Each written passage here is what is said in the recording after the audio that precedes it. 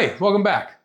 So in last episode, we got to take a look at the games in the back of the arcade, and I got to play all of them on my arcade emulator, which is a lot of fun. But throughout this series, I've been showing you stuff that I've managed to acquire and hold on to here at the house. My wife says pack rat, I say collector. But let me introduce you to two of the crown jewels in the collection.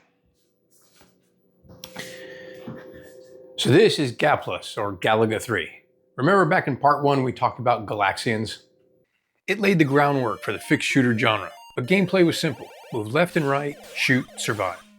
Then came Galaga in 1981, which refined the formula with smoother animations, more dynamic enemy patterns, and the iconic tractor beam mechanic that let players rescue their captured ship and double their firepower. It added layers of strategy and became an instant classic. So by the time Gaplus arrived in 1984, the series had evolved significantly. Now, it was called Galaga 3 in the US, but technically there was never a Galaga 2. The name change was purely a marketing ploy to capitalize on the popularity of the Galaga series. It introduced power-ups, bonus stages, more aggressive enemy AI, and death resulted in restarting the entire level. The most notable new feature in this installment of the series is the player's ability to capture enemy ships using the tractor beam and turn them into allies. Galaga 3 also has time warp areas in which player ship moves backwards and the Galaga swarms are more aggressive. And the music changed, just to increase the tension. Gaplus was the first in the series to let players move vertically. Left, right, fire, and now up and down. Yikes. The game also used sci-fi terminology to mark progress. You didn't advance through levels, you advanced through parsecs. Yeah, but maybe piloting spaceships and blasting aliens wasn't your thing. Maybe you were a sports person, which brings us to the other machine in the collection. Track and Field, released by Konami in 1983. It turned button mashing into an Olympic sport. It competed in 6 individual Olympic events, each with its own rhythm and strategy. First was the 100-meter dash. Rapidly alternate 2 run buttons to build speed. Some people use pencils, combs, and even coins to gain an advantage. Then you had the long jump and javelin throw. You had to build speed by running, then hold the jump button to set your launch angle. 42, 43 degrees was the sweet spot for record-breaking throws and jumps.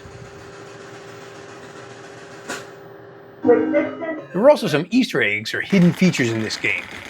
This one in Javelin got you 1,000 points if you launched your javelin straight up, you hit a small tentacled creature that plummets to the stadium floor, revealing the programmer's initials in Japanese.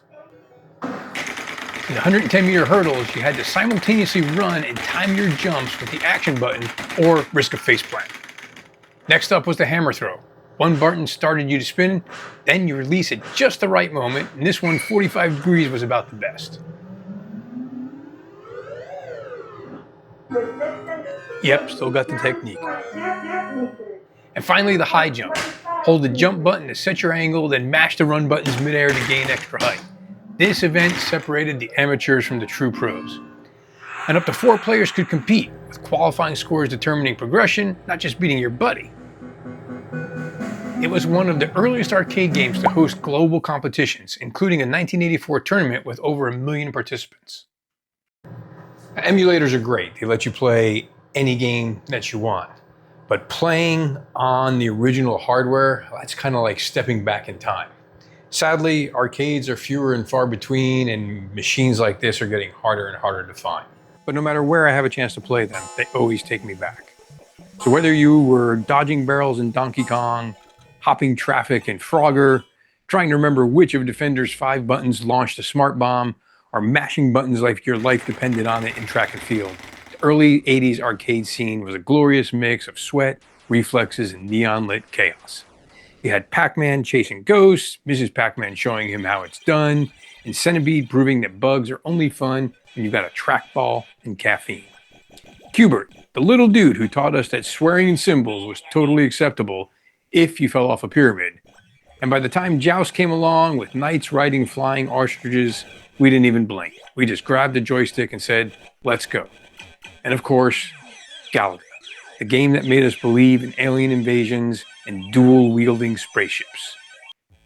So here's to the golden age of arcades, where every quarter was a ticket to glory, every high score was a legacy, and every game was a story waiting to be told.